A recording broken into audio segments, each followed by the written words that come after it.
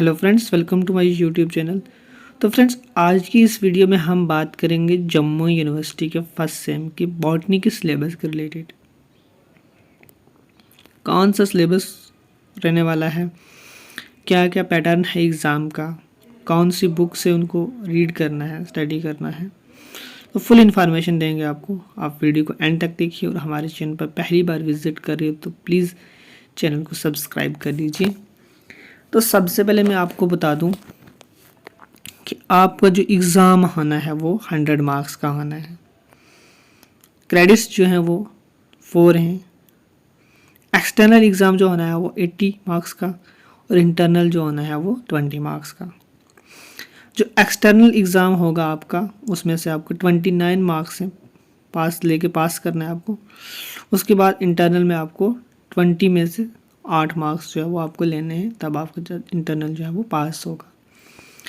तो दोनों को आपको सेपरेट पास करना है। एक्सटर्नल एग्ज़ाम को सेपरेट आपको 29 जो यूनिवर्सिटी से आपको मार्क्स लेने हैं, और इंटरनल असेसमेंट को सेपरेट आपको अलग से पास करना पड़ेगा 20 मार्क्स लेके। ठीक है, तो आपको जो प्रैक्टिकल लेने वाला है वो 50 मार्क्स का रहने वाला है। ओके, 25 मार्क्स का इंटरनल और 25 मार्क्स का एक्सटर्नल प्रैक्टिकल्स होगा आपका। तो टोटल नंबर यहाँ पे हम बता दें आपको 150 रहने वाले हैं आपके, जो थ्योरी प्लस प्रैक्टिकल्स की। तो थ्योरी जो है वो 100 मार्क्स की, जिसमें से एक्सटर्नल जो है वो 80 मार्क्स, उसके बाद इंटरनल असेसमेंट जो है 20 मार्क्स। तो डिटेल में इंफॉर्मेशन देंगे आपको, क्या रहेगा पेपर का पैटर्न इंटरनल का और क्या रहेगा एक्सटर्नल का पैटर्न। ठीक है, तो यहाँ पे बात करें हम, तो आपको जो टोटल यूनिट हैं वो है 5।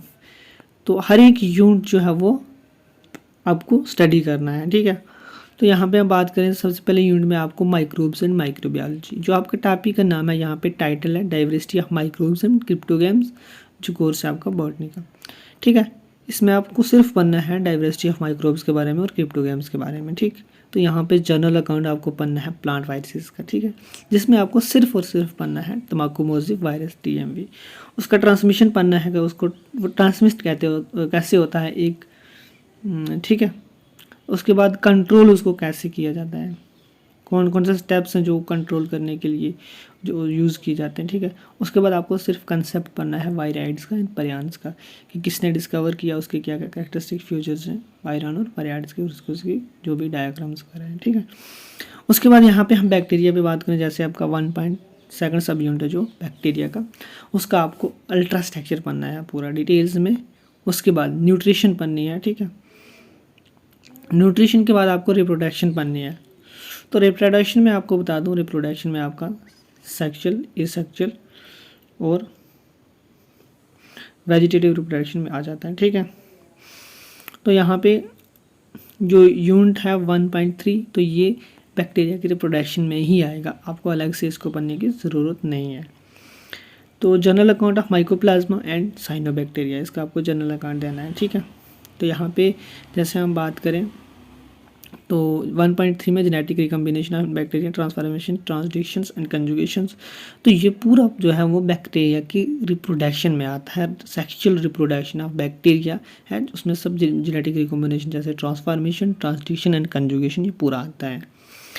तो उसके बाद आपको जो फोर्थ यूनिट और फोर्थ सब यूनिट है आपका, वो economic importance of bacteria and plant viruses के बारे में आपको पढ़ना है। बैक्टीरिया का अलग से पढ़ना है और प्लांट वायरसेस को अलग से पढ़ना है। जो फर्स्ट यूनिट आपका होगा कंप्लीट। तो यहाँ पे हम बात करें एल्गी की, तो एल्गी के आपको सबसे पहले क्या करना है, जनरल कैरेक्टरिस्टिक्स पढ़ने हैं। उसके बाद आपको क्लासिफिकेशन पढ़नी है, सिर्फ और सिर्फ पार्कर की पढ़नी है 1982 वाली। ठीक है, अप टू क्लास लेवल तक आपको पढ़नी है। उसके बाद इंपॉर्टेंट फ्यूचर्स पढ़ने हैं आपको क्लोरोफाइसी के और जेंथोफाइसी के। ठीक है, उसके बाद लाइफ हिस्ट्री पढ़नी है, वॉल वॉक्स की पढ़नी है, आपको पूरी डिटेल में पढ़नी पड़ेगी आपको। हैबिट, इसकी रिप्रोडक्शंस, इसके लाइफ साइकिल्स, जो भी है आगे इसका पूरा, तो फुल डिटेल में आपको ये पढ़नी पड़ेगी। उसके बाद कारा एंड विचेरिया। उसके बाद इंपॉर्टेंट फीचर पढ़ने हैं आपको फियोफाइसी के 2.3 में, और रोडोफाइसी के पढ़ने हैं। और इसमें आपको लाइफ हिस्ट्री पढ़नी है पूरी एक्टोकार्पस की और पॉलीसाइफानिया की। ठीक है, एक्टोकार्पस जो फियोफाइसी में आता है और पॉलीसाइफानिया रोडोफाइसी में। ठीक है, तो जो फोर्थ सब यूनिट है यहाँ पे इकोनॉमिक इंपॉर्टेंस पढ़नी है आपको एल्गी की, एज ए फूड और एज ए फीड, ठीक है, दो। उसके बाद एल्गल ब्लासम एंड टॉक्सिन्स पढ़ना है जो आपको, ठीक है। तो इकोनॉमिक इंपॉर्टेंस जितने भी एल्गी की है वो सारी आपको डिटेल में इन्फॉर्मेशन, ये लॉन्ग क्वेश्चन ज़्यादातर आता रहता है। Economic importance of algae long में भी आता है और शॉर्ट में भी आता है। ये क्वेश्चन तो आता ही आता है, मैक्सिमम जो एग्ज़ाम होते हैं तो ये क्वेश्चन आता ही है इकोनॉमिक इंपॉर्टेंस का। और ये बैक्टीरिया का अल्ट्रास्ट्रक्चर वगैरह, बाद में आपको मैं इसका पेपर भी जो है वो अपलोड कर दूंगा अपने चैनल पे, आप वहाँ से देख लीजिएगा, ठीक है। तो फंजाई की हम बात करें तो आपको फंजाई में बनना है सबसे पहला जो सब यूनिट है जनरल कैरेक्टरिस्टिक्स पढ़ने हैं फंजाई की। उसके बाद क्लासिफिकेशन पढ़नी है, सिर्फ एनिसवर्थ की पढ़नी है आपको 1971 वाली। तो इकोनॉमिक इंपॉर्टेंट फंजाई की पढ़नी है अलग से। उसके बाद जनरल अकाउंट ऑफ लाइकन्स का आपको सिर्फ जनरल अकाउंट पढ़ना है, डिटेल में आपको ज़्यादा नहीं पढ़ना है इसको, ठीक है। तो उसके बाद 3.2 में इंपॉर्टेंट फ्यूचर पढ़ने ऑफ मस्टिकोमाइकोटीनिया की और लाइफ हिस्ट्री पढ़नी है आपको पाइथियम एंड एलोमाइसिस की, दोनों की। तो पॉइंट जो है सब यूनिट 3 है उसमें आपको इंपॉर्टेंट फ्यूचर पढ़ने हैं जाइगोमाइकोटीनिया की और एस्कोमाइकोटीनिया की और लाइफ हिस्ट्री पढ़नी है आपको राइजोप्सिस की एंड यूरोटम एंड मॉर्चिला की, तीनों की पढ़नी है, ठीक है। तो 3.4 में आपको इंपॉर्टेंट फ्यूचर ऑफ बेसिडोमाइकोटीनिया पढ़ना है। उसके बाद ड्यूट्रोमाइकोटीनिया के इंपॉर्टेंट कैरेक्टरिस्टिक्स जो है पढ़ने हैं आपको। और लाइफ हिस्ट्री आपको पढ़नी है इसमें पक्सिनिया की, एगरिस की, कॉलिट्रिचियम की एंड सिरोस्पुरा की। तो इन सब की आपको जो लाइफ हिस्ट्री वो पढ़नी है, ठीक है। उसके बाद हम ब्रायोफाइट्स पे आ जाते हैं। तो ब्रायोफाइट्स में आपको जो पढ़ना है bryophytes as a earliest land dwellers, इसके बारे में आपको थोड़ी नॉलेज आनी चाहिए, ठीक है। उसके बाद जनरल कैरेक्टरिस्टिक्स पढ़ने हैं आपको, क्लासिफिकेशन पढ़नी है ब्रायोफाइट्स की स्मिथ की 1955 वाली। उसके बाद अल्टरनेशन ऑफ जनरेशन पढ़ना है आपको ब्रायोफाइट्स का। तो जो सेकंड सब यूनिट है फोर्थ यूनिट का उसमें आपको पढ़ना है स्ट्रक्चर पढ़ना है और रिप्रोडक्शन पढ़नी है हिप्टेसी जो है उसके, जो उसमें सिर्फ आपको सिर्फ मर्केंशिया का पढ़ना है स्ट्रक्चर एंड रिप्रोडक्शन, ठीक है। तो यहाँ पे हम बात करें जिस क्लास हेप्टेसी में आता है, ठीक है। उसके बाद स्ट्रक्चर एंड रिप्रोडक्शन पढ़ना है आपको एंथोसिरोटा का एंड म्यूजिकाई। उसके बाद यहाँ पे आपको इसमें पढ़ना है एंथोसिरास का और फनेरिया का। तो सबसे पहले मैं आपको बता दूं जो 4.4 है ये बहुत ही इंपॉर्टेंट रहने वाला है, मैक्सिमम क्वेश्चन यहाँ से पूछे जाते हैं। Evolution of sporophytes in bryophytes, ये क्वेश्चन हर बार पूछा जाता है।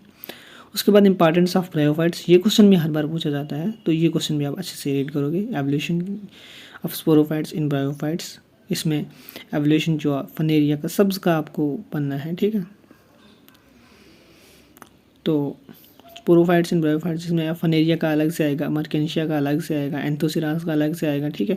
सबका आपको पढ़ना है, सबका फनेरिया जो भी स्पोरोफाइट है ब्रायोफाइट्स में। तो उसके बाद यहाँ पे हम बात करें तो आपको ब्रायोफाइट्स में पढ़ना है bryophytes in preventing soils erosion, ठीक है, कि ब्रायोफाइट्स जो है क्या रोल प्ले करता है साइल इरोजन को प्रिवेंट करने के लिए। उसके बाद monitoring and the controlling pollution में बायोफाइट्स का क्या रोल है। Geobotanical prospecting in horticulture and as a food as a source of antibiotics. तो ये जो है 4.4 बहुत ही इंपॉर्टेंट रहने वाला है, ये आपको डिटेल में पढ़ना है, इसमें से क्वेश्चन आपको 100% आता है, ठीक है। तो यहाँ पे टाइडोफाइट्स की बात करें तो टाइडोफाइट्स में आपको जनरल कैरेक्टरिस्टिक्स पढ़ने हैं, क्लासिफिकेशन पढ़नी है स्पॉर्न की 1975 वाली, और उसके बाद ओरिजिन पढ़ना है टाइडोफाइट्स का, ठीक है। उसके बाद यहाँ पे बात करें स्टेलर सिस्टम आपको पढ़ना है और एंटरलेशन ऑफ जनरेशन पढ़नी है। तो मैं आपको इनमें से बता दूँ तो स्टेलर सिस्टम जो है बहुत ही ज़्यादा इंपॉर्टेंट क्वेश्चन है, ये क्वेश्चन ज़्यादातर जो है वो पूछा जाता है एग्ज़ाम में। उसके बाद इंपॉर्टेंट फ्यूचर पढ़ने हैं आपको जो फाइलोप्सिडा के और लाइकोप्सिडा के। उसके बाद स्ट्रक्चर एंड रिप्रोडक्शन पढ़नी है साइलोटम की, लाइकोपोडियम, स्लेजिनिला एक्सक्लूडिंग डेवलपमेंट, ठीक है। उसके बाद यहाँ पे हम बात करें तो इम्पॉर्टेंट फीचर आपको पढ़ना है सिफेनोफाइडा के, जो आपको स्ट्रक्चर एंड रिप्रोडक्शन पढ़ना है इक्विस्टेम्स का और एक्सक्लूडिंग डेवलपमेंट का आपको छोड़ देना है, ठीक है। उसके बाद इंपॉर्टेंट कैरेक्टरिस्टिक आपको पढ़ना है टीरोप्सिडा का, स्ट्रक्चर एंड रिप्रोडक्शन टेरिस का और मर्सिलिया का, ठीक है। तो अब मैं आपको बता दूं जो आपका क्वेश्चन पेपर है वो कैसे से बात करेंगे पैटर्न के बारे में कि आपका एग्ज़ाम का पैटर्न कैसा रहेगा। तो सबसे पहले मैं आपको बता दूं जो आपका क्वेश्चन पेपर आएगा, जो एक्सटर्नल क्वेश्चन पेपर यूनिवर्सिटी लेगी जो, वो 3 सेक्शन में डिवाइड किया जाएगा। सबसे पहली सेक्शन ए इसमें आपको short answer, very short answer मिलेंगे आपको 3-3 मार्क्स के 5, हर एक यूनिट से एक क्वेश्चन आएगा। उसके बाद जो आएंगे 7 मार्क्स के 5 क्वेश्चन होंगे, ठीक है। तो हर एक यूनिट से एक क्वेश्चन आएगा आपको। उसके बाद 15 मार्क्स के 5 क्वेश्चन है, ठीक है, 5 क्वेश्चन जो आपको 5 में से 2 करने हैं। उसके बाद शॉर्ट आंसर आपको जो 3-3 मार्क्स के हैं सेक्शन ए में से वो सारे करने हैं, सेक्शन बी में से आपको सारे करने हैं 5 के 5 क्वेश्चन, ठीक है। तो इस तरह से आपका जो पेपर आएगा जो यूनिवर्सिटी लेगी एक्सटर्नल एग्ज़ाम। तो इंटरनल में आपको जो कॉलेज वाले कंडक्ट करवाएंगे वो आपको आएगा 10 मार्क्स का एक क्वेश्चन आता है आपको। उसके बाद आपको बता दूं 5 क्वेश्चन आते हैं 2-2 मार्क्स के, ठीक है। वो फिर कॉलेज वाले आपको अगर चॉइस देते हैं या नहीं वो उन पे डिपेंड करता है, लेकिन मैक्सिमम चॉइस तो मिल जाती है, ठीक है। 10 क्वेश्चन होते हैं जिसमें से आपको 5 करने होते हैं। उसके बाद वहाँ पे 2 क्वेश्चन दिए जाते हैं जिसमें आपको 1 करना होता है। तो सिलेबस वो खुद डिसाइड करते हैं यूनिवर्सिटी वाले इंटरनल के लिए। तो एक्सटर्नल के बारे में मैंने आपको बता दिया। अगर आप 2 यूनिट भी अच्छे से करते हो तो आप अपना एग्ज़ाम जो आप पास कर सकते हो, लेकिन ऐसा नहीं करना, आपको फुल सिलेबस तैयार करना है अपने एग्ज़ाम के लिए। तो आपको मैं बुक सजेस्ट कर दूँ तो बुक आपको जो करनी है सिंह पंडित जैन की diversity of microbes and crypto games आपको लेनी है। और भी मार्केट में बहुत सारी बुक्स अवेलेबल हैं, जो भी आपको अच्छी लगती है वो आप ले सकते हो। हेल्पलाइन सीरीज वो भी आप जो है उससे भी थोड़ी बहुत हेल्प ले सकते हो, लेकिन उसको आप स्टडी में डिटेल नहीं कर सकते, वो सिर्फ एग्ज़ाम पास के लिए होती है, ठीक है।